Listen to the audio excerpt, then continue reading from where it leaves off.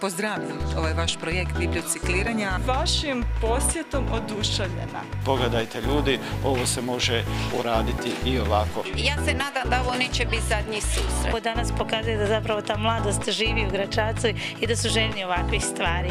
Drago mi je, zaista drago mi je da ste došli ovdje na naše područje, fali nam takvih sadržaja.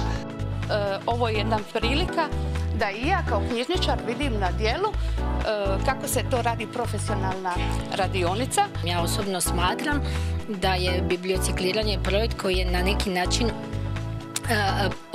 povezao, odnosno sljubio te dvije bitne stavke u životu svakog čovjeka, a to je to mentalno i tjelesno. Mislim da je to odlična stvar.